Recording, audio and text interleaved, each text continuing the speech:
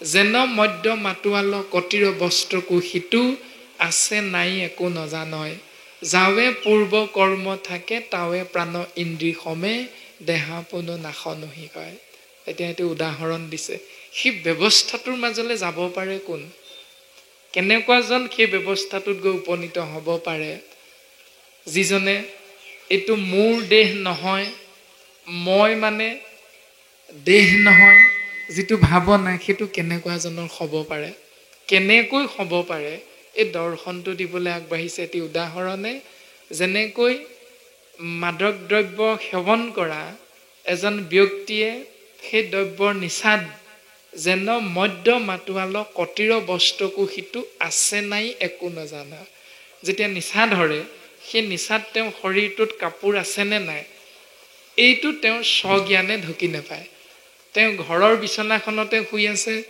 নে তেওঁ ৰাস্তাতে খালতে পৰি আছে ৰাস্তাৰ সোঁমাজতে শুই আছে ৰাতিটো তেওঁ যি ধৰণে সেই মাদক দ্ৰব্য সেৱন কৰাৰ পাছত নিচা হ'লে যিটো তেওঁৰ স্বজ্ঞানটো নাথাকে ঠিক তেনেকৈ সেই জীৱয়ো সেই দৰ্শনটো স্বাভাৱিক অৱস্থাটোৰ পৰা এটা অস্বাভাৱিক অৱস্থালৈ গুচি যায় যিটো অস্বাভাৱিক অৱস্থাত আপুনি মই পগলা বা বলিয়া বুলি স্বাভাৱিক মনুষ্যৰ এটা ধাৰণা থাকে সেইটো কোনজনৰ কেতিয়ালৈকে হ'ব পাৰে যাৱে পূৰ্ব কৰ্ম থাকে তাৱে প্ৰাণ ইন্দ্ৰিয় সমে দেহা পুনো নাশ নহি কয় যেতিয়ালৈকে এটি জীৱৰ পূৰ্ব কৰ্ম যোগ হৈ থাকে তেতিয়ালৈকে দশ প্ৰাণ দশ ইন্দ্ৰিয় মন চিত বুদ্ধি অহংকাৰ সহিতে এটি দেহাৰ মাজত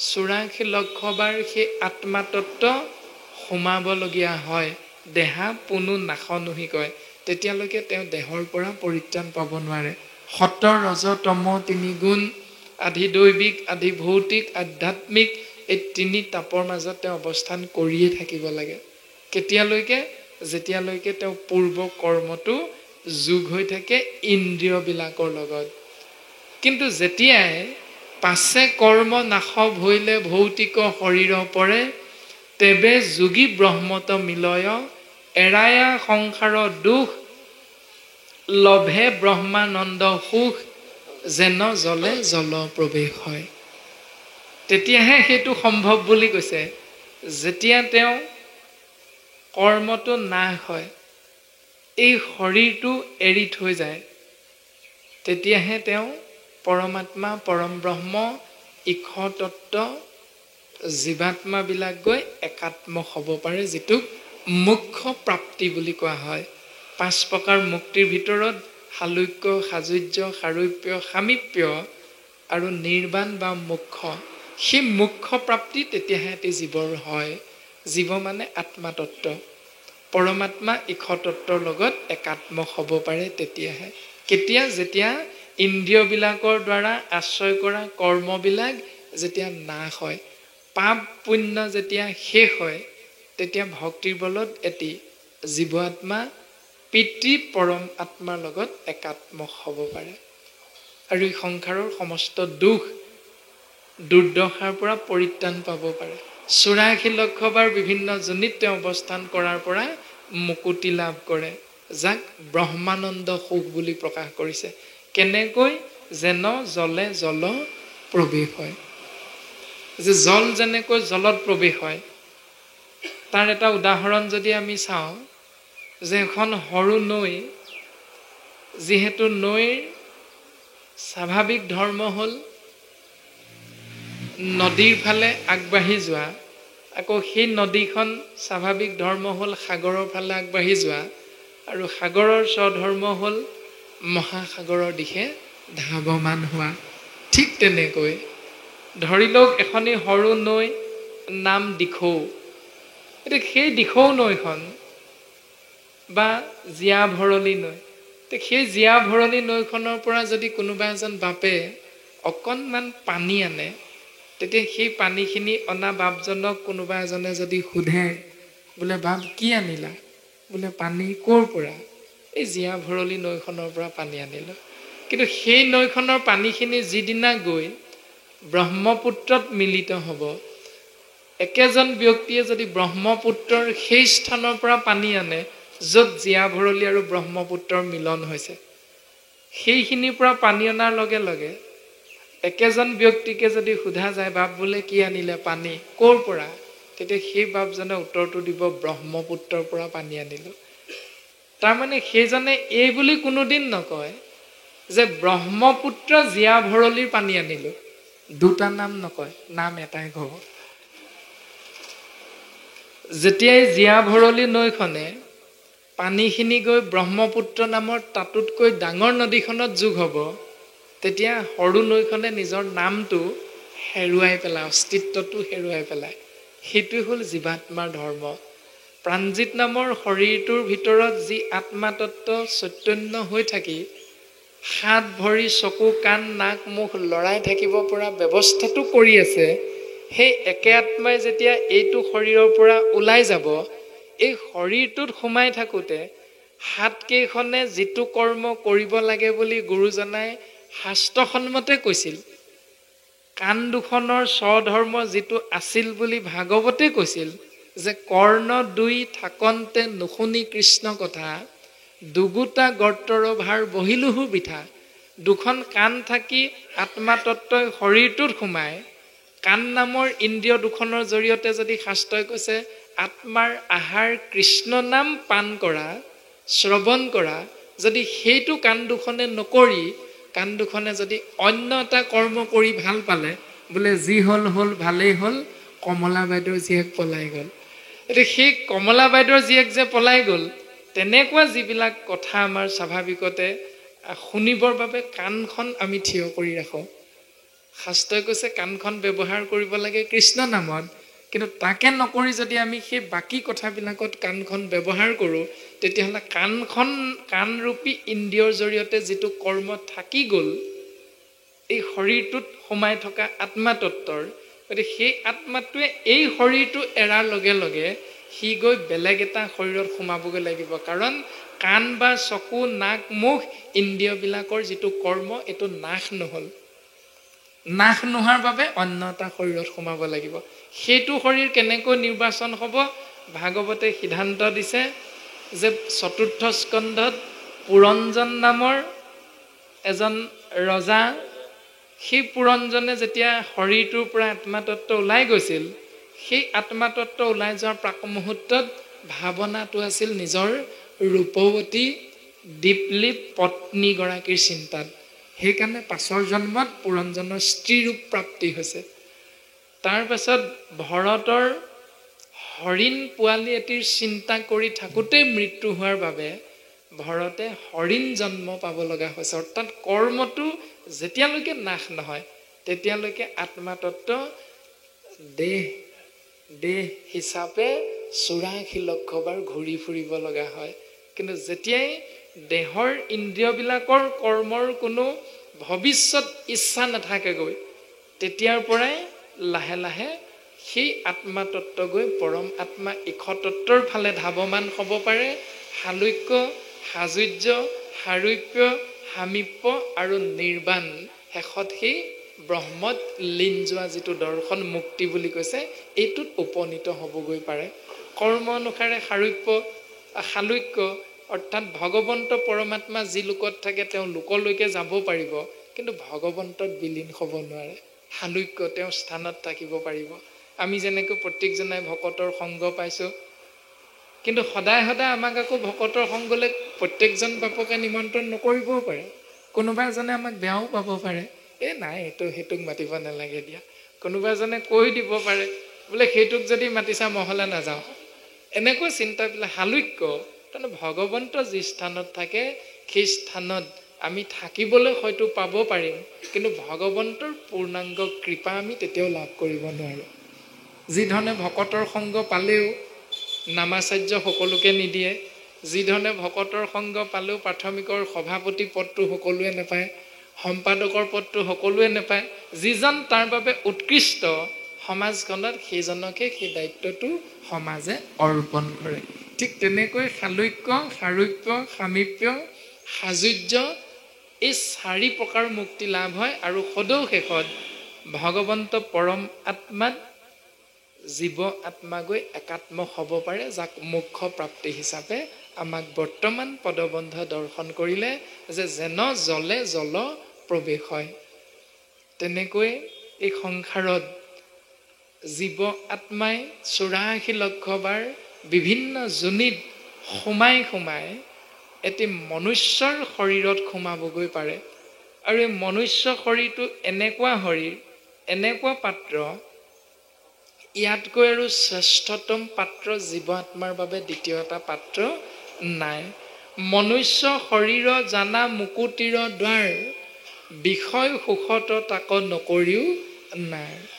ভগৱন্ত পুৰুষে যেতিয়া ঋষভ ৰূপে জন্মগ্ৰহণ কৰিছিল, তেতিয়া তেওঁৰ পুত্ৰসকলক সেই উপদেশটো প্ৰদান কৰিছিল যে সেই মোৰ পুত্ৰসকল তোমালোকে শুনাচোন, যে মনুষ্য শৰীৰটোৱে হ'ল 84 লক্ষ বাৰ যোনিত ভ্ৰমণ কৰি ঘূৰি ফুৰি ফুৰি জীৱ আত্মা মুক্তিৰ বাবে উত্তম পাত্ৰটোৱে হ'ল মনুষ্য শৰীৰ। আৰু এই শৰীৰটো পায়ো যদি মনুষ্য শৰীৰ পাই হৰি নভজিলা, অৱশ্যে শৈবাহা ভাই তৰু তৃণ শিলা। যদি উত্তম পাত্ৰ মনুষ্য শৰীৰত জীৱ আত্মা থাকি তুমি যদি হৰি সেৱাৰ পৰা নিজকে আঁতৰাই ৰাখিলা, তেতিয়াহ'লে পুনৰ আকৌ 84 লক্ষ বাৰ বিভিন্ন যোনিত তুমি সোমাবগৈ লাগিব। এনেকৈ দুখ কষ্ট আয়াজাত কৰি থাকিব লাগিব এই সংসাৰত সেই জীৱ, এই বুলি এই দৰ্শনটো দিছে। আৰু বৰ্তমান পদে ক'লে এনেকৈ যে এৰায়া সংসাৰত দুখ, তেতিয়াহে তুমি সংসাৰ দুখৰ পৰা পৰিত্ৰাণ পাব পাৰিবা। লভে ব্ৰহ্মানন্দ সুখ, আৰু ব্ৰহ্মানন্দ সুখৰ মাজত, আত্যান্তিক সুখৰ মাজত তুমি অৱস্থান কৰিব পাৰিবা। যেন জলে জল প্ৰৱেশ হৈ, যেনেকৈ জলে জলত প্ৰৱেশ হওঁতে নিজৰ পূৰ্ব অস্তিত্বটো হেৰুৱাই পেলাই, নামটো হেৰুৱাই পেলাই, যেতিয়া তোমাৰ পূৰ্ব কৰ্ম ইন্দ্ৰিয়বিলাকৰ দ্বাৰা হৈ থকা সেই কৰ্মবিলাক যেতিয়া তোমাৰ নাশ হ'ব, তেতিয়াহে ই সম্ভৱ। বৰ্তমান পদবন্ধে আমাক এনেকৈ প্ৰকাশ কৰি সিদ্ধান্ত দিলে, এহি বুলি কৃপাময় মৌনে ৰহিল অন্ততই, দেখি দেৱী পুচন্ত দুনাই, আবে বাপ ভক্তি যুগ বিস্তাৰি কহিও মোক, যেন মতে বুজো অভিপ্ৰায়। এই বুলি কৈ কপিল প্ৰভুৱে মৌন হৈ ৰৈছে। অৰ্থাৎ ইয়াৰ পাছত আকৌ একো মাত বোল কৰা নাই। এতিয়া এনেকৈ ভগৱন্ত কপিল যেতিয়া মৌন হৈ দিলে, তেতিয়া তেওঁৰ মাতৃ দেৱহূতিয়ে প্ৰকাশ কৰিছে, দেখি দেৱী পুচন্ত দুনাই, সেই মোৰ পুত্ৰ কপিল, তুমি যে মনে মনে থাকিলা, মই দেখোন কথাখিনি ভালকৈ বুজিয়ে নাপালোঁ। তুমি মোক আকৌ বুজাই দিয়া, আবে বাপ ভক্তি যুগ বিস্তাৰি কহিও মোক, যেন মতে বুজো অভিপ্ৰায়। মই যেনেকৈ বুজিম বুলি তোমাৰ ভাৱনাটো হৈছে, সেই মোৰ পুত্ৰ কপিল, তুমি মোক তেনেকৈ সহজকৈ বুজাই দিয়া। কেনেকৈ বুজালেনো মই বুজি পাম সেইটো মই নাজানো, কিন্তু তুমি মোক যেনেকৈ বুজালে বুজিব পাৰিম বুলি ভাবিছা, তুমি তেনেকৈ বুজোৱা। আৰু কৃপালু গুৰুজনাই কৈছে, কৰোণাময় ৰাম কৰোণাময়, কৰিও কৃপা যেন উচিত হয়। সেই প্ৰভু, মই তোমাৰ পৰা একো নিবিচাৰোঁ, তোমাক সেৱা কৰাটোৱে আমি জীৱৰ স্বধৰ্ম। সেইটো কথা আমি শাস্ত্ৰসন্মতে বুজি লৈ তোমাৰ চৰণ সেৱা কৰি আছোঁ। তুমি যদি ভাবিছা তোমাৰ ভক্তিত আমি কিবা এটা পাব লাগে, সেই পাব লাগেতো তুমি নিজে নিৰ্ধাৰণ কৰা, যে আমাক কি দিলে আমাৰ কল্যাণ হ'ব, সেইটো তুমি নিজে বিবেচনা কৰা। আৰু সেইমতে তুমি আমাক কৃপা কৰি থাকিলে আমি সন্তুষ্ট, যে কৰোণাময় ৰাম কৰোণাময়, কৰিও কৃপা যেন উচিত হয়। এইটো হ'ল ভক্তিৰ মূল দৰ্শনটো। এতিয়া আমাৰ ভক্তিবিলাক কেনেকুৱা, আমি কেনেকৈ ভাবোঁ, কিয় তেনেকৈ ভাবোঁ, এই ভক্তি যুগৰ সমস্তখিনি কথা অকণমান বিস্তাৰভাৱে কপিল প্ৰভুক জনাই দিবৰ বাবে মাতৃ দেৱহূতিয়ে সেৱাভাগী নিবেদন কৰিছে। আৰু কপিলেও জনাব কথাখিনি। বৰ্তমান বাপে ইমানখিনিলৈকে পদে আগবঢ়াই দিলে। কৃষ্ণ, আমি ইয়াৰ পাছত কি হ'ব, বাপে আকৌ আগবঢ়াব, আমি আগবাঢ়িম। কৃষ্ণ। আৰু জীৱ সমস্তৰ বিবিধ সংসাৰ যেন, তাকো কৈও প্ৰপঞ্চী আমাত, যাহাক জানিলে লোক সমস্ত পাপত সন্তে বিৰকতি শৈবেক সাক্ষাৎ। তুমি মোক এইটো কোৱা যে জীৱ আত্মা বিভিন্ন শৰীৰৰ মাজত অৱস্থান কৰি কৰি এই সংসাৰত দুখ কষ্টৰ মাজেৰে জীৱন অতিবাহিত কৰিব লগা হয়। কিন্তু কিয়? যাক জানিলে জীৱই পাপৰ বিপৰীতে পুণ্যৰ অৰ্থে কৰ্ম কৰিব আৰু পাপ কৰ্মৰ প্ৰতি বা বিষয়ত বিৰকতি ভাৱটো জাগৃত হ'ব। জাত সন্তে শুয়া ভয় লোকে পুণ্য আচৰয় হেন কাল ঈশ্বৰৰ গতি কহিউক বিভাগীয়া যদি পাপ আছে দায়া শুনি মই থাকোহো সম্প্ৰতি। যে যাৰ চিন্তাত ব্ৰতী হৈ জীৱই পাপ পুণ্য বিচাৰ কৰিব পাৰিব আৰু পাপৰ বিপৰীতে পুণ্যৰ দ্বাৰাহে যে জীৱৰ মংগল হয়, সেই পুণ্য কৰিলেহে যে ঈশ্বৰ পুৰুষৰ পূৰ্ণ কৃপাৰ পাত্ৰ হ'ব পাৰে, সেই সমস্তখিনি কথা মোৰ প্ৰতি যদি তোমাৰ অকণমান দয়া আছে, তুমি কোৱাচোন মোৰ পুত্ৰ কপিল, শুনি মই থাকোহো সম্প্ৰতি। মোৰ শুনিবৰ বৰ ইচ্ছা হৈছে। অজ্ঞান আন্ধাৰ মাজে শয়ন কৰিয়া আছে শ্ৰান্ত শুয়া জীৱ জগতৰ তাসম্বাক কৰি দায়া উদয় ভৈলাহা তুমি যুগ পন্থ প্ৰকাশ ভাস্কৰ। মই নাজানো তুমি কোন, কিন্তু তোমাৰ পিতৃ কৰ্দমে মোক জনাই থৈ গৈছে তুমি হেনো সৃষ্টি স্থিতি প্ৰলয়ৰ গৰাকী ইখতত্ব কৃষ্ণ। অজ্ঞান আন্ধাৰৰ মাজত এই সমস্ত জীৱই শয়ন কৰি আছে আৰু তাৰেই অৰ্থাৎ সেই শৰীৰৰ মাজতেই হৃদয়ৰ মাজত তুমি শ্ৰান্ত শুয়া জীৱ জগতৰ সমস্ত জীৱক তুমি সুন্দৰভাৱে চৈতন্য শক্তি প্ৰদান কৰি আছে। কিন্তু পৰম সত্যটো জীৱই অনুধাৱন কৰিব নোৱাৰে। তাসম্বাকো কৰি দায়া, এই সমস্ত জীৱৰ মংগলৰ অৰ্থে উদয় ভৈলাহা তুমি যুগ পন্থ প্ৰকাশ ভাস্কৰ। সূৰ্য ৰূপত সময়ৰূপী তুমি পৰম আত্মা ইখতত্ব মনুষ্য ৰূপত এই সংসাৰত আহি অৱস্থান কৰিছা আৰু এইবাৰ মোৰ হেনো পৰম সৌভাগ্য। তোমাৰ পিতৃয়ে কৈছে এতেকে জানিলো মই এইবাৰ সমস্ত লোক উদ্ধাৰ কৰিবা কৃপাময় হৰি মূৰ মহাধন্য আছে অসংখ্যাত পুণ্য হেন প্ৰভু ভৈলাহা তনয়। সেইজন প্ৰভুৱে তুমি হেনো আৰু মোৰ পুত্ৰৰূপে তুমি আহি জন্মগ্ৰহণ কৰিলা। তোমাৰ পিতৃয়ে কোৱাৰ বাবে এই কথাটো মই জানিব পাৰিছো, কিন্তু মই এতিয়াও ভাল ধৰণে বুজা নাই যে মোৰ পুত্ৰ হিচাপে অৱস্থান কৰা তুমিয়ে প্ৰকৃততে সেই সৃষ্টি স্থিতি প্ৰলয়ৰ গৰাকী ইখতত্ব হয় নে নহয়। মোৰ কিবা খেলি মেলি লাগি গৈছে পুত্ৰ। তুমি মোক সকলোখিনি কথা সুন্দৰকে সহজকে বুজাই দিয়াচোন। এইবুলি কপিল প্ৰভুৰ চৰণ কমলত মাতৃ দেৱহূতিয়ে নিজৰ মনৰ ভাৱনাটো প্ৰকাশ কৰিছে। কৃষ্ণ। হে ৰাম মৈত্ৰেয় বুলন্ত এহি মাতৃৰ সুন্দৰ বাণী শুনি প্ৰভু কপিল ঈশ্বৰ কৃপায়ে পীড়িত হুয়া মাতিলন্ত প্ৰশংসিয়া কুশলক চিন্তিয়ালো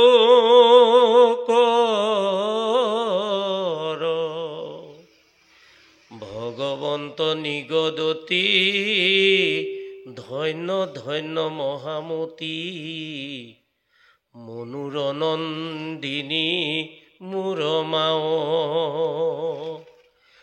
ভাল তজু ভৈল মতি সংসাৰ তৰিলায়াতি তুষ্ট ভৈলো দেখি তজু ভাব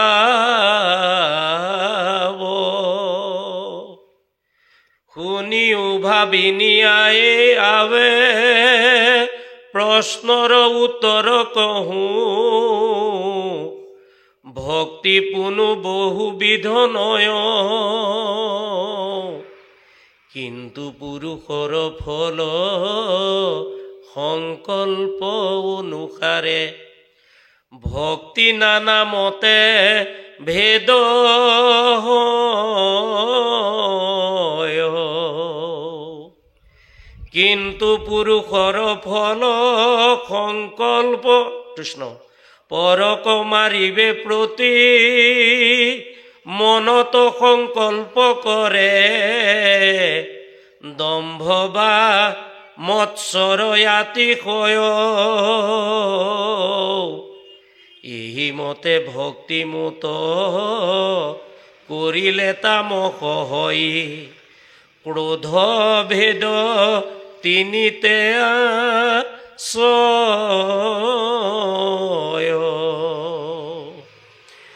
বিষয়ত কৰি আশা যশ বা ঐশ্বৰ্য চাৱে প্ৰতিমাত মোহক পূজয় তিনিও প্ৰকাৰ ইটো ৰাজস ভকতি মাত্ৰ তজু আগে কহিলো নিশ্চয়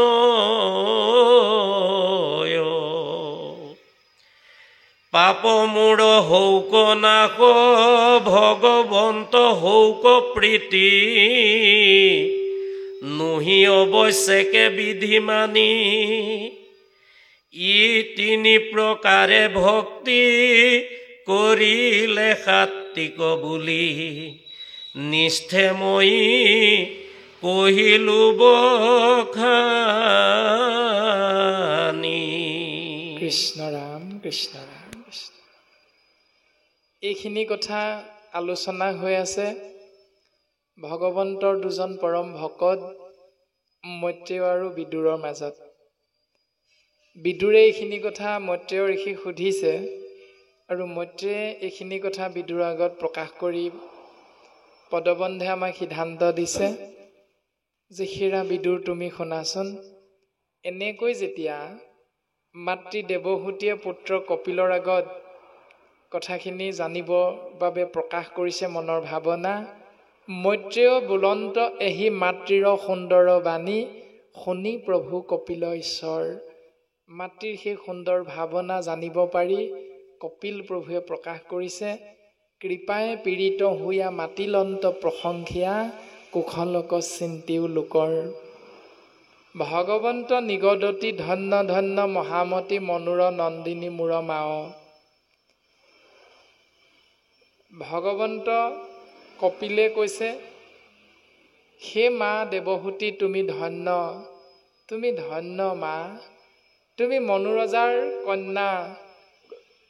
স্বয়ম্ভুৱ মনু আৰু শতৰূপাৰ দুহিতা হ'ল দেৱহূতি আৰু পুত্ৰ কপিল প্ৰভুৱে প্ৰকাশ কৰিছে, মা তুমি অতিকে ধন্য অতিকে ধন্য। ভাল তজু ভৈলামতী সংসাৰ তৰিলা আতি তুষ্ট ভৈলো দেখি তজু ভাৱ।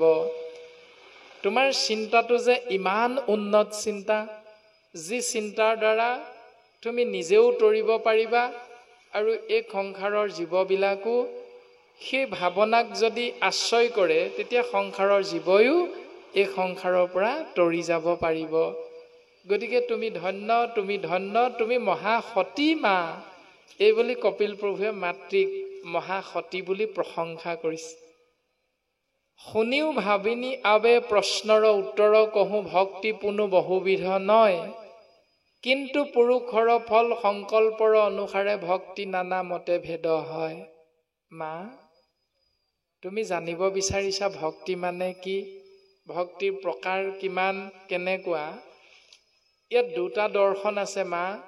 প্ৰকৃততে ভক্তি পুনু বহুবিধ নহয়, ভক্তি বহুবিধ নহয় মা, কিন্তু ভক্তি বহুবিধ হয়। কেনেকৈ হয় কিয় নহয় তাৰ বিষয়ে তুমি জানিব বিচাৰিছা, মই তোমাক কম। আৰু প্ৰথম মই তোমাক ক'বলৈ ওলাইছো যে ভক্তি বহু প্ৰকাৰৰ কিয় হয় কেনেকৈ হয়। এই ৰামে পৰক মাৰিবে প্ৰতি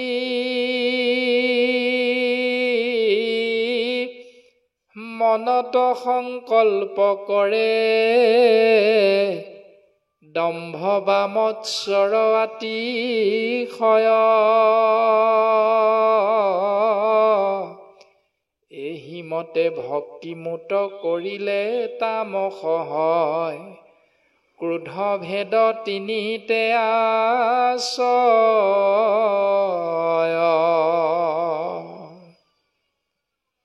মা, যেতিয়া এটি জীৱই অন্য এটি জীৱৰ অন্যায় চিন্তা কৰে, পৰক মাৰিবে প্ৰতি, এটি জীৱই অন্য এটি জীৱৰ অহিত চিন্তা মনত আশ্ৰয় কৰে, দম্ভ বা মৎসৰ আতিশয় অহংযুক্ত হৈ দিনে ৰাতিয়ে সেইটো চিন্তাতে ব্ৰতী হৈ থাকে, এহিমতে ভক্তিমূত কৰিলে তামস হয় ক্ৰোধ ভেদ তিনিতে আশ্ৰয়। এনেকুৱা চিন্তাৰে মোৰ কাষলৈ যিবিলাক জীৱ আহে, সেই জীৱবিলাকৰ সেই ভাৱনাযুক্ত ভক্তি হ'ল তামসিক ভক্তি। এতিয়া আপুনি মই প্ৰত্যেকেই কেতিয়াবা কেতিয়াবা গাঁওখনৰ মাজত বসবাস কৰি থকা কোনোবা এজনৰ প্ৰতি অকণমান বেয়া ভাৱনা এটা আহে নহয়, আৰু সেই ভাৱনাটো থাকোঁতেই আপুনি মই গুৰু সেৱাও কৰি থাকোঁ, ভাৱনাটো থাকে গুৰু সেৱাও কৰি থাকোঁ। গুৰু সেৱা কি বুলি কৰোঁ? প্ৰভু, পৰহি দিনা আমুকে হ'লে বৰ কষ্ট দিলে অন্তৰত, আপুনি চাব আৰু এইবুলি আমাৰ এটা মনুষ্যৰ স্বাভাৱিক চিন্তা থাকে, ভগৱন্তত অৰ্পণ কৰি দিওঁ যে প্ৰভু তুমিয়ে যি কৰা কৰিবা। সেই যিটো ভাৱনা যে আনৰ অন্যায় নিজে নকৰে ভগৱন্তত পেলাই দিওঁ আমি যে তুমিয়ে কৰিবা, তো সেই যিটো ভাৱনা সেইটো তম গুণৰ কাৰণে হয়। তম গুণ, ৰজগুণ, সতগুণ, এই তিনিটা গুণৰ মাজত আমি ব্ৰহ্মাকে ধৰি ত্ৰিদশ দেৱতা সহিতে আমি চাৰিমুঠি জীৱ একেখন বিচনাতে শুই আছোঁ। সেই বিচনাখনৰ নাম হ'ল মায়া, আৰু মায়া নামৰ বিচনাখনত সেই তিনিটা গুণ থাকে, তম গুণ, ৰজগুণ আৰু সতগুণ। সেই তম গুণ, ৰজগুণ, সতগুণ, সেই তিনিটা গুণৰ প্ৰথম তম গুণটোত যিটো ভাৱনা হয় সেইটো হ'ল তামসিক ভক্তি, আৰু সেই তামসিক ভক্তিটো চিনাকি কৰি দিছে যে আনৰ অন্যায় চিন্তা কৰাটো। ২ নম্বৰতে প্ৰকাশ কৰিলে বিষয়ত কৰি আশা যশ বা ঐশ্বৰ্য চাৱে প্ৰতিমাত মহুক পূজয়।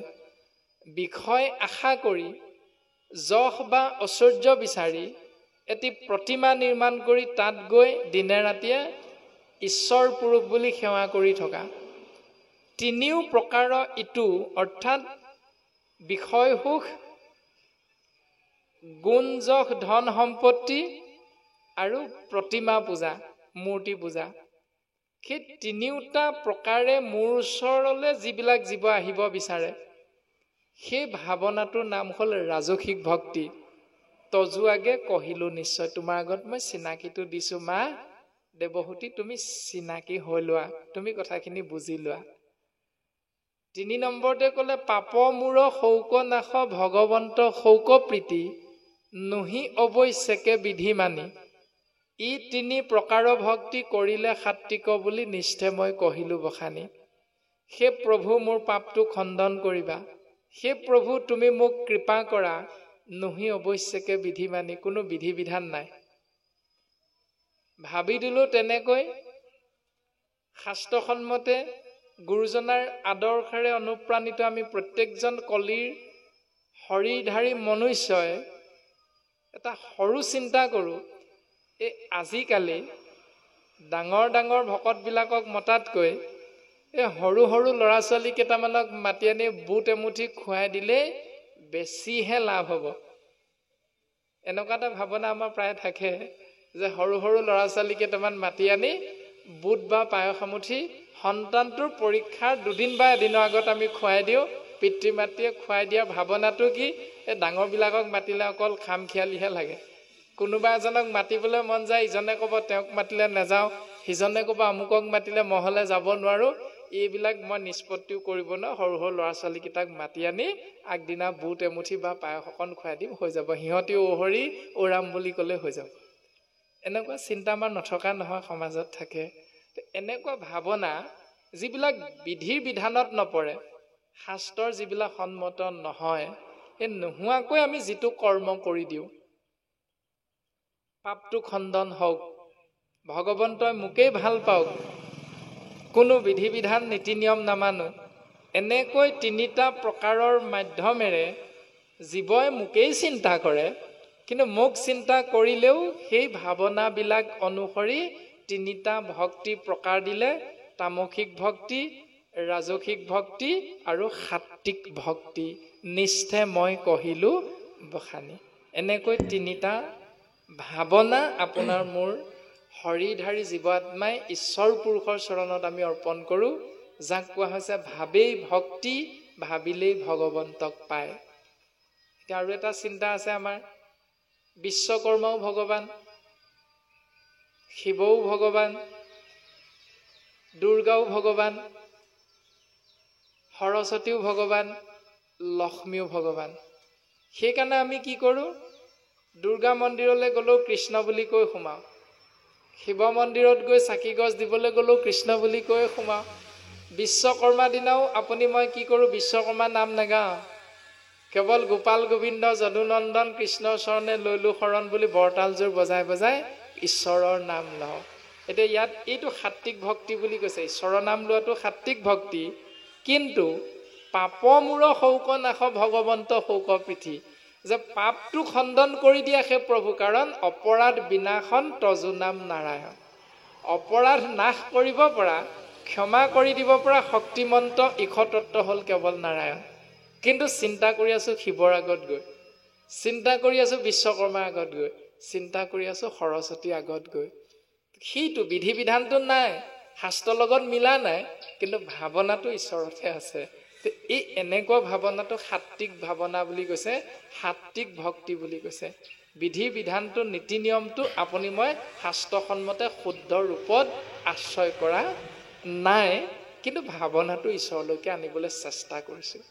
এনেকৈ তিনিটা ভাৱনাযুক্ত ভক্তিক তিনি প্ৰকাৰে দিলে, তামসিক, ৰাজসিক আৰু সাত্বিক।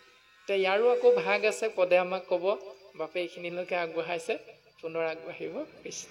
হে ৰাম প্ৰতিমা পূজয় আৰ ভেদ ভাৱ দৰিখন, তিনিটো সমান আককয়, উত্তম মধ্যত ক্ৰমে তামসাদি ভক্তি মাজে, তিনি তিনি মতে ভেদ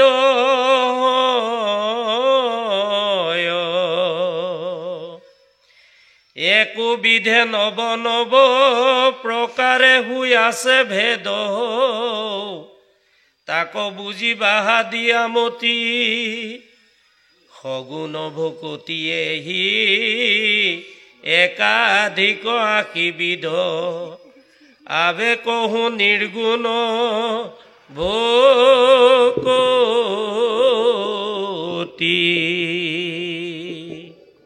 কবিৰ উপদেশ। কৃষ্ণ। এনেকৈ কপিল প্ৰভুৱে মাতৃ দেৱহূতিৰ আগত প্ৰকাশ কৰি সিদ্ধান্ত এটা দিছে যে সেই মা প্ৰতিমা পূজন আৰু ভেদ ভাৱ দৰিখন, তিনিটো সমান আকৌ কয়।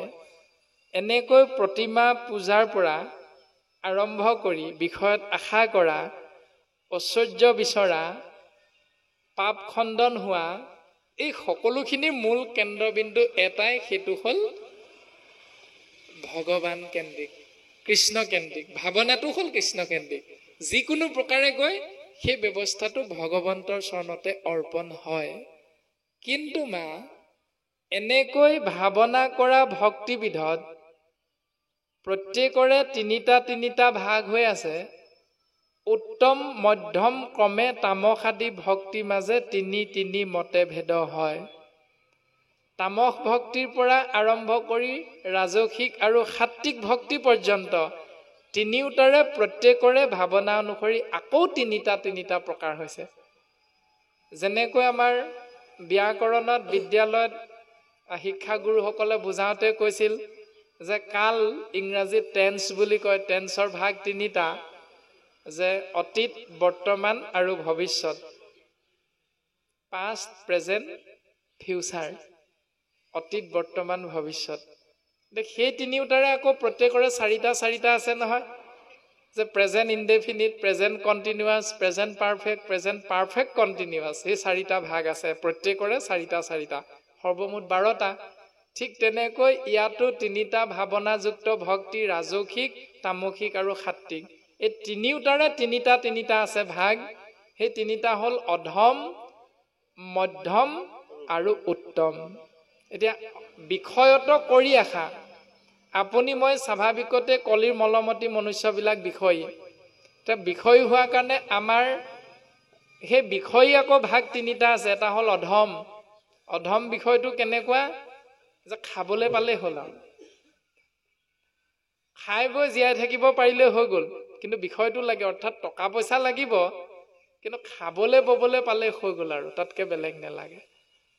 কোনোবা এজনে আকৌ খাবলৈ ববলৈ পালে নহ'ব, ভাল দুমহলীয়া ঘৰ এটাত থাকিবলৈ পাব লাগিব। সিমানখিনিলৈকে পইচাৰ জোৰটোৰ কথা চিন্তা কৰে। আকৌ কোনোবা এজনে নহয়, বিষয়টো নহ'লে অৰ্জুনক সম্বোধি বুলন্ত শ্ৰীহৰি, যে অৰ্জুনক সম্বোধন কৰি ভগৱন্ত পুৰুষে কৈছিল যে হে ধনঞ্জয়, তুমি শুনাচোন, বিষয় নহ'লে এইটো দেহা যে নৰয়। যে বিষয় যদি নহয় তেতিয়াহ'লে দেহা নৰয়। অৰ্থাৎ তুমি যদি দিনটোৰ ভিতৰত এটা নিৰ্দিষ্ট সময়ত এসাঁজ নোখোৱা অন্ন, তেতিয়াহ'লে শৰীৰটো তুমি থিৰেৰে ৰাখিব নোৱাৰিবা। সেই অন্নমুঠি খাবৰ বাবে কোনোবা এজনে কাৰোবাৰ ঘৰত হাজিৰা কৰি 20 টকা বা 50 টকা পালেই সন্তুষ্ট। কোনোবা এজনে নহয়, মই হাজিৰা কৰি কষ্ট নকৰোঁ, মই এতিয়া ভালকৈ পঢ়ি লৈ মই চাকৰি এটা কৰি দৰমহা এটা লৈ মই ভালকৈ চলিম। কোনোবা এজনে ভাবিলে মই যিকোনো দৰমহা পোৱা চাকৰি নকৰোঁ, মই 1.5 লাখ মান টকা পোৱা ভাল চাকৰি এটা কৰিম। মই কাৰোবাৰ নিৰ্দেশ পালন নকৰোঁ, মই অৰ্ডাৰ দিয়া চাকৰি এটাহে কৰিম। এনেকৈ প্ৰত্যেকৰে বিষয়ৰ ভাৱনাটো বেলেগ। তাকে ভাগ কৰিছে অধম, মধ্যম, উত্তম। কোনোবাই পালেই হৈ গ'ল আৰু পইচা 2 টকা শৰীৰটোত কিবা এটা এমুঠি পেলাব পাৰিলে হৈ গ'ল, সেইটো এটা ভাৱনা। কোনোবাই তাতোতকৈ অকণমান উন্নত চিন্তা কৰিলে মধ্যম, কোনোবাই তাতোতকৈও উন্নত চিন্তা কৰিলে উত্তম। এনেকৈ বিষয় চিন্তা কৰা 3টা ভাৱনা, অধম, মধ্যম, উত্তম। অধম, মধ্যম, উত্তম, অধম, মধ্যম, উত্তমকৈ তামসিকৰ 3টা, ৰাজসিকৰ 3টা আৰু সাত্বিকৰ 3টা। আৰু এনেকৈ সৰ্বমুঠ পোৱা গ'ল 9টা। আৰু এনেকৈ 9টাৰে আকৌ প্ৰত্যেকটোৰে 3টাকৈ 9 প্ৰকাৰে ভাগ হৈছে বুলি কৈছে। সৰ্বমুঠ 81টা সংখ্যা। এতিয়া তাৰে 3টা কি হ'ল? প্ৰথম 3টা হ'ল বিষয়ত আশা কৰি অধম, মধ্যম, উত্তম। যশ বা ঐশ্বৰ্য বিচাৰি অধম, মধ্যম, উত্তম। প্ৰতিমাত মুহুক পূজয় অধম, মধ্যম, উত্তম। এনেকৈ প্ৰত্যেকৰে 9টা হ'ল। ঠিক তেনেকৈ 9 গুণ 81 সম্পূৰ্ণ এটা বৃহৎ সংখ্যা ভক্তিৰ পোৱা গৈছে। আৰু সেই সমীক্ষাত পোৱা ভক্তিৰ সংখ্যাটো 81। একো বিধি নৱ প্ৰকাৰে শুই আছে ভেদ, তাক বুজি বাহা দিয়া মতি, সগুণ ভকতি এহি একাধিক আশীবিধ, আবে কহো নিৰ্গুণ ভক্তি। এতিয়া গুৰুজন বস্তুৱে কৈছে, কপিল প্ৰভুৱে মাতৃ আগত ক'লে, মা এনেকৈ যি সৰ্বমুঠ 81টা সংখ্যা পোৱা গ'ল, এই 81 বিধ ভক্তি সমান এটা নামকৰণ কৰা হৈছে। সেই নামটো কি? সগুণ ভক্তি। 81 বিধ ভক্তিৰ নামটো কি? সগুণ ভক্তি। এতিয়া আবে কহো নিৰ্গুণ ভক্তি। ইয়াৰ পাছত ক'লে, সেই মা তোমাৰ আগত মই এতিয়া নিৰ্গুণ ভক্তিৰ বিষয়ে ক'ম। তাৰমানে এতিয়ালৈকে আমি শুনাৰ ভিতৰত, পাঠৰ পৰা পোৱাৰ ভিতৰত সৰ্বমুঠ ভক্তিৰ 2টা প্ৰকাৰ দিছে। এটা হ'ল সগুণ, অন্যটো হ'ল নিৰ্গুণ। এতিয়া সগুণটোৰ বিষয়ে ক'লে, আৰু ভগৱন্তই এইবাৰ ক'বলৈ আগবাঢ়িছে নিৰ্গুণ ভক্তিৰ বিষয়ে। আৰু নিৰ্গুণ ভক্তিক আমি আশ্ৰয় কৰিম নে সগুণ ভক্তিক আশ্ৰয় কৰি জীৱন অতিবাহিত কৰিম, কোনটো শ্ৰেষ্ঠ, কোনটো ভাল, ইয়াৰ বিষয়ে আমাক এতিয়া ক'বলৈ আগবাঢ়িছে। এভাগী উপদেশৰ জৰিয়তে আমাৰ বাপজনাই পুনৰ আগবঢ়াই দিব। আমি কথাখিনি আগবঢ়াই দিবলৈ চেষ্টা কৰিম। হে ৰাম শুনিও সভা কদ, 3য় স্কন্ধৰ পদ, বুজিও ভক্তিৰ নিৰ্ণয়ী, সগুণ ভকতি যত কৰি তাক পৰিহাৰ নিৰ্গুণক কৰিও আশ্ৰয় দেখা কেন কৃপা কৰি আপুনি কহন্ত হৰি ভকতিক কৰি নানা ভাগ এতেকে নিৰ্গুণ ভক্তি ধৰি উক দৃঢ় কৰি তেবে ঈশ্বৰক পাইবা লাগ। কৃষ্ণ এতিয়া উপদেশত খুব সুন্দৰভাৱে ফাইনেল ডিচিশ্যনটো দি দিলে, চূড়ান্ত সিদ্ধান্তটো দিলে। শুনিওক সভাসদ তৃতীয় স্কন্ধৰ পদ। সেই সভাসদবৰ্গ তৃতীয় স্কন্ধৰ পদবন্ধে ভক্তিৰ নিৰ্ণয়টো কেনেকৈ বুজাইছে বুজিবলৈ তোমালোকে চেষ্টা কৰিবা। সগুণ ভকতি যত, অৰ্থাৎ ৮১ বিধ সংখ্যাযুক্ত যি সগুণ ভক্তি, যত বুলি কৈছে যিমানবিলাক, কৰি তাংক পৰিহাৰ, তাক তোমালোকে ত্যাগ কৰা। পৰিহাৰ মানে এৰি দিয়া, ত্যাগ কৰা। এতিয়া আশ্ৰয় কি কৰিম? নিৰ্গুণক কৰিও আশ্ৰয়। সগুণ ভক্তি এৰা, নিৰ্গুণ ভক্তিক আশ্ৰয় কৰা। দেখা কেন কৃপা কৰি আপুনি কহন্ত হৰি ভকতিৰ কৰি নানা ভাগ এতেকে নিৰ্গুণ ভক্তি ধৰি উক দৃঢ় কৰি। যে চোৱাচোন, কপিল প্ৰভুৱে পুত্ৰ হিচাপে জন্মগ্ৰহণ কৰি মাতৃক উপদেশ দিয়াৰ চলেৰে সমস্ত জীৱৰ মংগলৰ অৰ্থে ইমান এটি সুন্দৰ দৰ্শন দিলে যে নিৰ্গুণ ভক্তিক আশ্ৰয় কৰা, সগুণ ভক্তিক পৰিহাৰ কৰা। কাৰণটো কি? তেবে ঈশ্বৰক পাইবা লাগ। তেতিয়াহে ঈশ্বৰৰ কৃপা লাভ হ'ব। যদি সগুণ ভক্তি কৰোঁ তেতিয়াহ'লে ঈশ্বৰৰ কৃপা লাভ নহ'ব। একেবাৰে ফাইনেল ডিচিশ্যন। এতিয়া আমি নিজকে সুধিব লাগে যে আমি প্ৰত্যেকজনা বাপায়ে গুৰুৰ আদৰ্শৰে অনুপ্ৰাণিত হৈ এই মায়াময় সংসাৰত অৱস্থান কৰি আমি প্ৰকৃততে নিৰ্গুণ ভক্তি কৰিছোঁ নে সগুণ ভক্তি কৰি আছোঁ? নিৰ্গুণৰ বিষয়ে ক'ব এতিয়া, কিন্তু সগুণৰ বিষয়ে ইতিমধ্যে কৈ আহিল। যদি এনেকুৱা ভাৱনাবিলাক লৈ আমি সমাজত আছোঁ, তেতিয়াহ'লে সেইবিলাক ভাৱনাৰ দ্বাৰা আপোনাৰ মোৰ ভগৱন্তৰ কৃপা লাভ নহয়। আৰু বৰ্তমান ক'লে যে নিৰ্গুণ ভক্তিক ধৰা, কিয়নো ভগৱন্ত হেনো নিৰ্গুণ ভক্তিৰ লগতহে যোগ হৈ আছে। গতিকে নিৰ্গুণ ভক্তিক যদি আমি বাক্য মন শৰীৰৰ পৰা অদ্যুপৰিমিত বিয়োগ কৰি ৰাখিছোঁ, তেতিয়াহ'লে ভগৱন্তৰ কৃপা আমি লাভ কৰিব নোৱাৰিম। বৰ্তমান এনেকৈ ক'লে তেবে ঈশ্বৰক পাইবা লাগ। কৃষ্ণ। এ ৰাম নমো নমো দীনবন্ধু কৃষ্ণদেৱ কৃপা সিন্ধু তজু পাৱে পখিলো শৰণ গুণময় ভক্তিচয় স্বপ্নটো নহৌক মোৰ এহি মানে কৰোঁ প্ৰাৰ্থন কিন্তু তজু পদে নীতি একান্ত সপ্ৰেমৰতি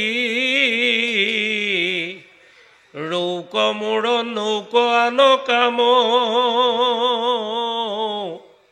সমজ্জাৰ যত জন হৌক মাধৱত মন। ডাকচাৰি বোলা ৰাম ৰাম, ডাকচাৰি বোলা ৰাম ৰাম ৰাম ৰাম হৰি ৰাম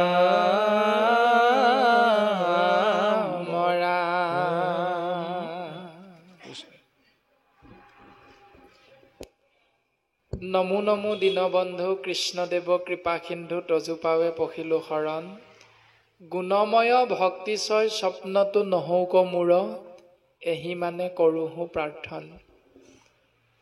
গোপাল চৰণ দ্বিজদেৱে কৃপালু গুৰুজনাৰ আজ্ঞা শিৰে ধৰি তৃতীয় স্কন্ধ কপিল চৰিত সুন্দৰভাৱে প্ৰকাশ কৰিবলৈ গৈ পৰম পুৰুষ প্ৰভু ভগৱন্তৰ চৰণত সেৱা নিবেদন কৰিছে। সেই প্ৰভু,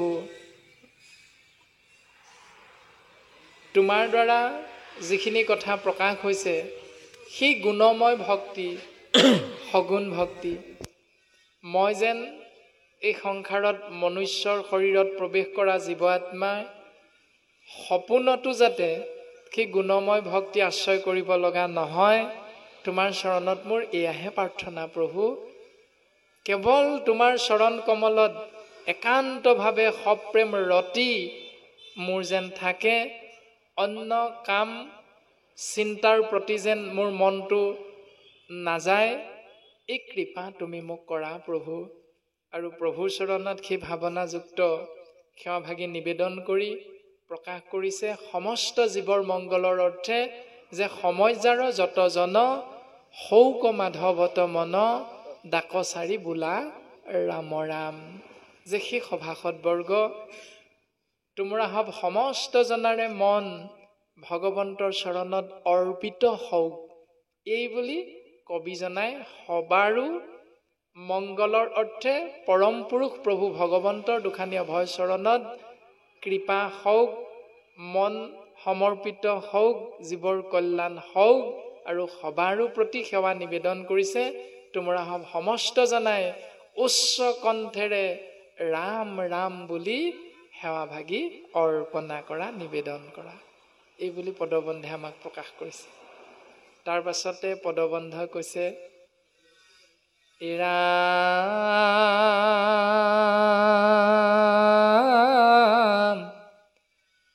বদতি কপিল হৰি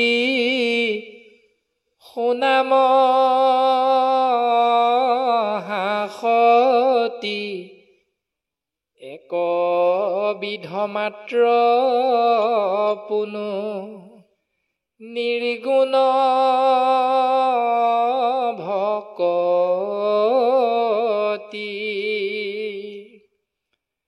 জ্ঞান কৰ্মে তীৰ্থে ব্ৰতে নকৰিয়া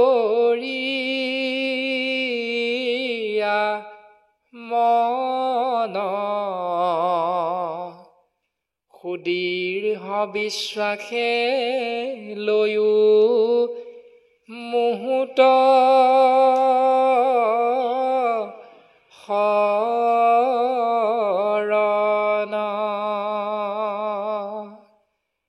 মূৰ গুণগণক শ্ৰৱণে তে তীক্ষ্ণ নিষ্কামে মুহূৰ্ত যাই নিমজয় মন নিৰ্গুণ ভকতি এহি কহিলো বুজাই মই সমেইটো ভক্তি হৈৰায়েৰি নাই। বদতি কপিল হৰি শুনা মহাহতি। কপিল প্ৰভুৱে কৈছে, সেই মহাহতি মাতৃ দেৱহূতি তুমি শুনাচোন। অকণমান আগলৈকে যে মই তোমাৰ আগত ক'লো ভক্তি দৰ্শনবিলাক, প্ৰকৃততে সেইখিনি ভক্তিৰ উত্তম পন্থাটো নহয়, সেই সকলোখিনি ত্যাগ কৰিব লাগিব। প্ৰকৃততে ভক্তি হ'ল একবিধ মাত্ৰ পুনু নিৰ্গুণ ভক্তি। ভক্তি বহুবিধ নহয়, ভক্তি প্ৰকৃততে এবিধ। কিন্তু সেই এবিধ ভক্তিকে বুজিবলৈ যাওঁতে প্ৰত্যেক হৰিধাৰী জীৱাত্মাৰ যিহেতু সত ৰজ তম তিনি গুণৰ মাজত আবদ্ধ, সেইকাৰণে গুণ অনুসাৰে প্ৰত্যেকে বেলেগ বেলেগ ধৰণে বুজি পায়। বুজি পোৱাৰ কাৰণে জীৱৰ মাজতেই ভক্তিৰ বিভিন্ন প্ৰকাৰৰ উদ্ভৱ হ'ল। প্ৰকৃততে ভক্তি বহুবিধ নহয়, ভক্তি হ'ল এবিধ, আৰু নামটো হ'ল নিৰ্গুণ ভক্তি। আৰু সেই নিৰ্গুণ ভক্তি পাবৰ বাবে সগুণ ভক্তিৰ আকৌ কিছুমান লক্ষণ দেখা দিলে জ্ঞান মাৰ্গ, কৰ্ম মাৰ্গ, তীৰ্থ ভ্ৰমণ কৰি তাত স্নান কৰা, ব্ৰত পালন কৰা, এইবিলাকৰ প্ৰতি তুমি মনটো পঠিয়াই নিদিবা মা। সুদৃঢ় বিশ্বাসে লৈ মুহূৰ্ত শৰণ। তাৰ বিপৰীতে সুদৃঢ় বিশ্বাস সহিতে তুমি কৃষ্ণত শৰণ, এই বুলি কপিল প্ৰভুৱে নাই কোৱা। কপিল প্ৰভুৱে ক'লে সুদৃঢ় বিশ্বাসে লৈও মুহূৰ্ত শৰণ।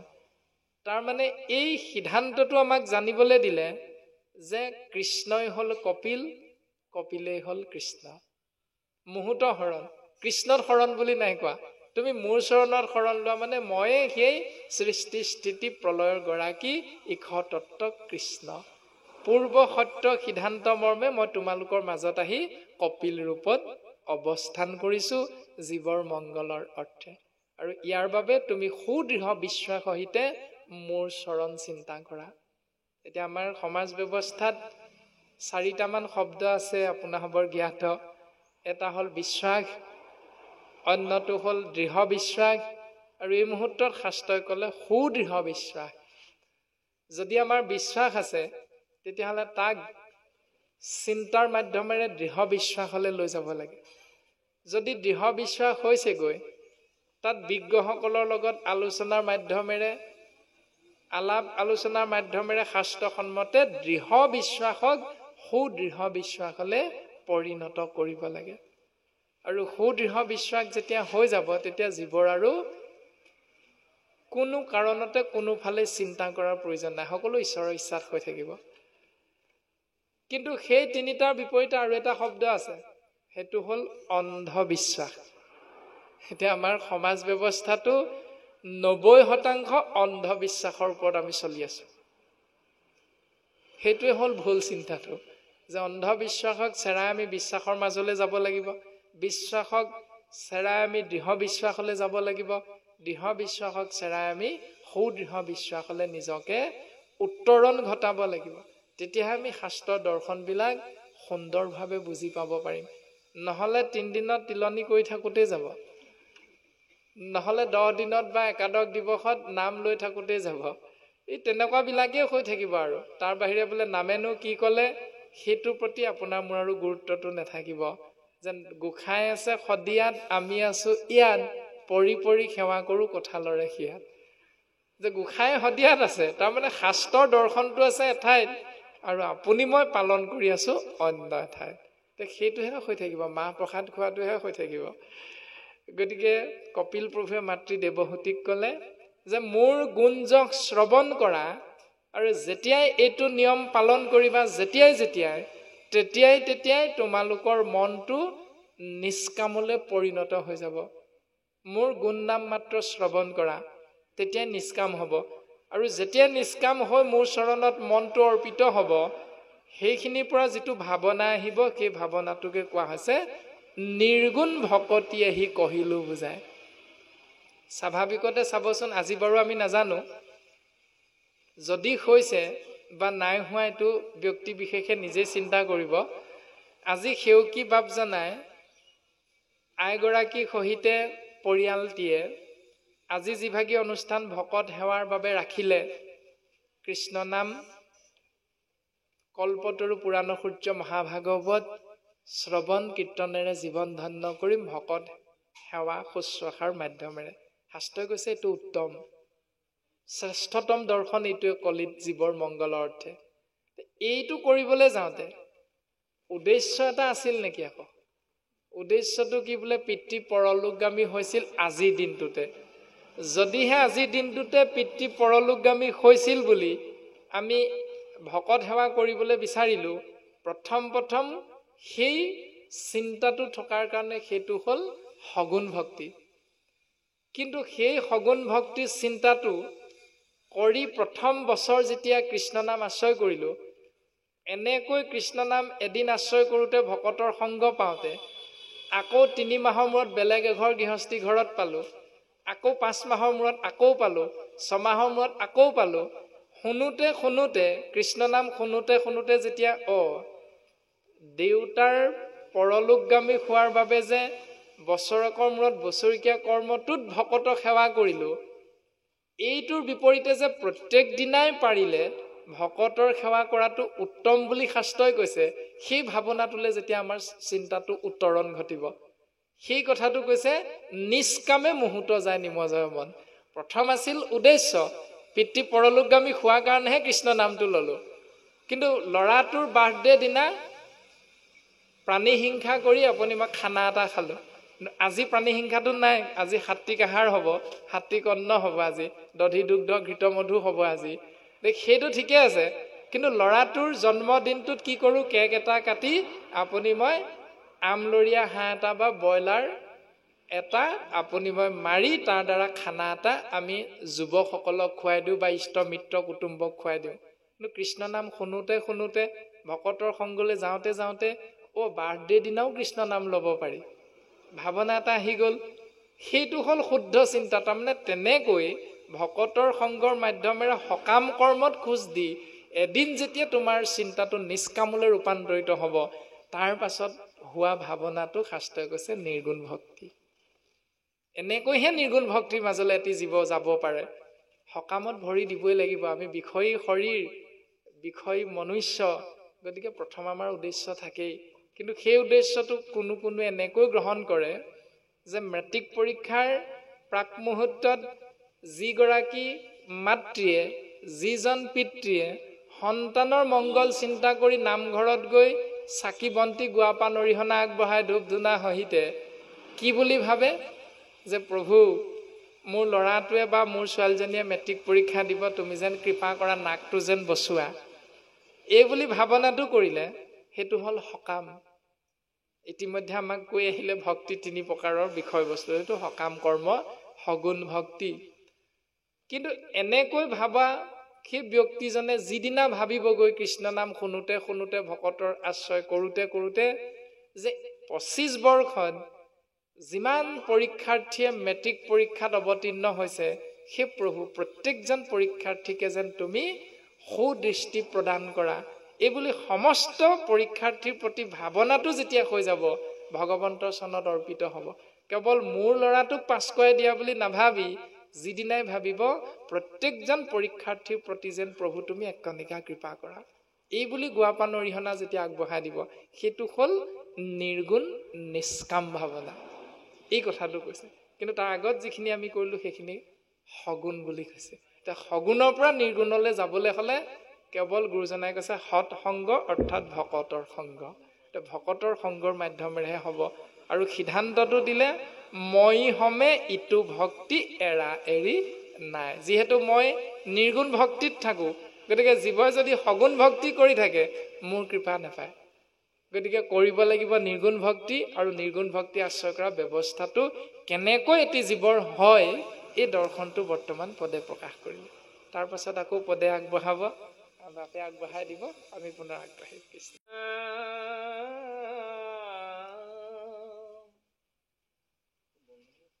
বন্ধ হৈছে।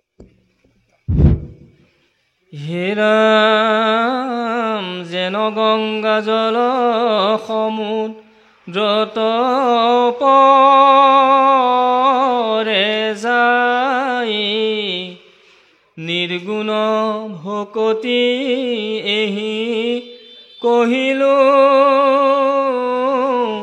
বুজাই,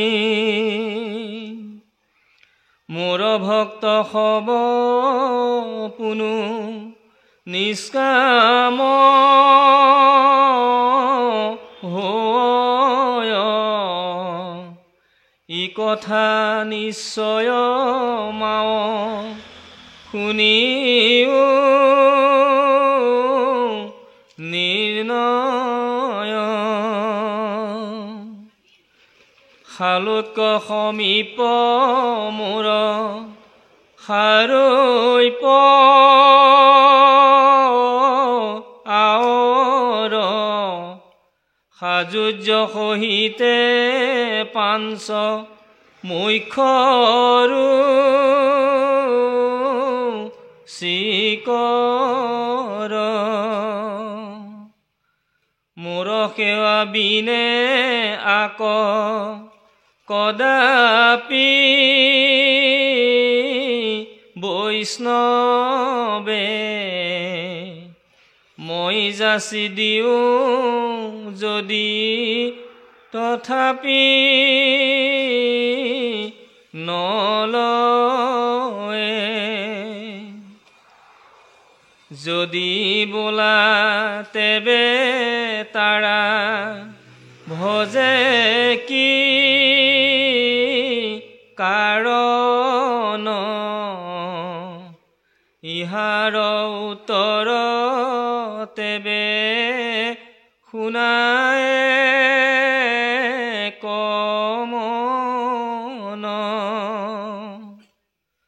ভকতিহে মাতা তাসম বাৰম হাফল তাত বিনে আন সবে দেখে কুশল হে ৰামে জনো বোলা ব্ৰহ্ম প্ৰাপ্তি ফল কৰি কয় শুনিব মাতৃতেবে ইহাৰ নিৰ্ণয় মুক্তি পুনু ভকতিৰ প্ৰাসংগিক মাত্ৰ ভকতি কৰন্তে মুকুতিৰ হোৱে পাত্ৰ সীমা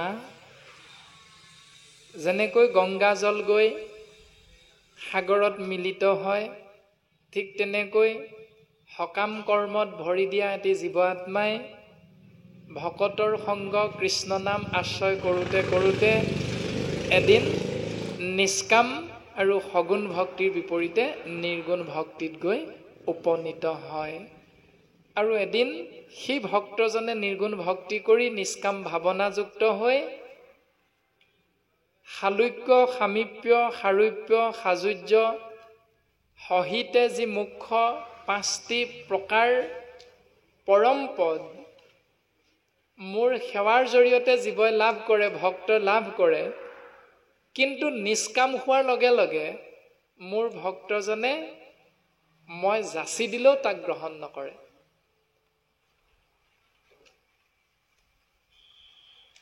কপিল প্ৰভুৱে মাতৃ দেৱহূতিৰ আগত এনেকৈ বৰ্তমান পদবন্ধে সিদ্ধান্ত দিছে কিন্তু আমি হৰিধাৰী কলিৰ মলমতি মনুষ্যৰ চিন্তাটো অকণমান বেলেগ এতিয়া বেলেগ হোৱা দৰ্শনটোৰ লগত শাস্ত্ৰৰ দৰ্শনটো যদি মিলাই চাওঁ তেতিয়াহ'লে সেই বেলেগটো শুদ্ধ কেনেকৈ হ'ব তাৰে উত্তৰ এটা বৰ্তমান পদে দিলে যে মুক্তি পুনু ভকতিৰ প্ৰাসংগিক মাত্ৰ ভকতি কৰন্তে মুকুতিৰ হোৱে পাত্ৰ যদি আমাক আজি সেউকী বাপজনাই নিমন্ত্ৰণ কৰোঁতে আমি যদি ঘৰতে সুধিছিলোঁ বোলে যাম বাৰু তুমি নিমন্ত্ৰণ কৰিবা খাবলৈ পাম নে নাপাম যদি সুধিছিলোঁ ঘৰতে তেতিয়াহ'লে সেইটো হ'ল সকাম মানে কিবা এটা ফলৰ মুখ নেদেখিলে আপুনি মই যাবলৈ ইচ্ছা নকৰাটো হ'ল সকাম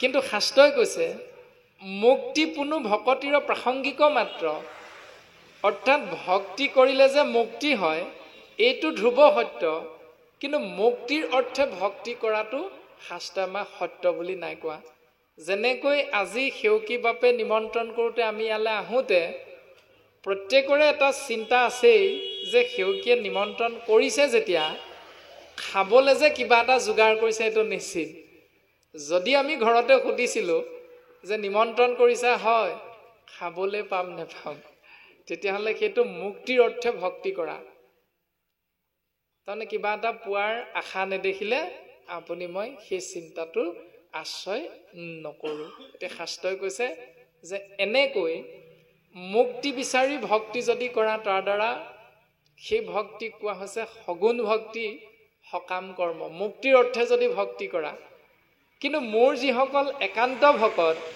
যেতিয়া নিষ্কাম হৈ যায় নিৰ্গুণ ভক্তিত উপনীত হৈ গৈ তেতিয়া তেওঁলোকেও মুক্তি কেতিয়াও নিবিচাৰে। কেৱল তেওঁলোকে ভক্তিতহে গদগদ হৈ থাকে, কিয়নো তেওঁলোকে জানে যে ভক্তি কৰিলে ঈশ্বৰে ফল এটা দিব, আৰু কি দিব সেইটো তেওঁৰ নিজৰ কথা। সেই ফলটো হালুক্যও হ'ব পাৰে, সেই ফলটো হাজুৰ্যও হ'ব পাৰে, সেই ফলটো সামীপ্যও হ'ব পাৰে, সেই ফলটো হাৰূপ্য হ'ব পাৰে, শালুক্য হ'ব পাৰে, বা সেই ফলটো মুখ্য বা নিৰ্বাণো হ'ব পাৰে।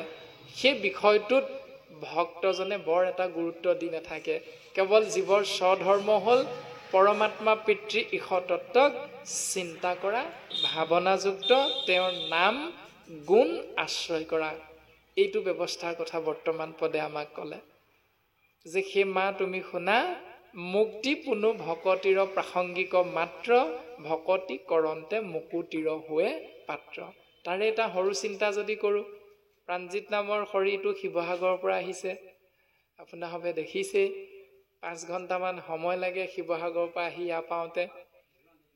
এতিয়া তাৰ পৰা আহি আপোনাৰ সবৰ সেউকী বাপৰ লগত যেতিয়া আমাৰ ফোনত যোগাযোগ হৈছিল, যদি সেউকী বাপজনে আমাক সুধিছিল যে বাপ আপুনি শিৱসাগৰৰ পৰা আহিব, আপোনাক পইচা পাতি কিবা এটা দিব লাগিব, কিন্তু কিমান আপোনাৰ ডিমাণ্ড আছে কওকচোন, যদি সেউকীজনে সুধিছিল তেতিয়াহ'লে সেইটো তেওঁ অপৰাধ।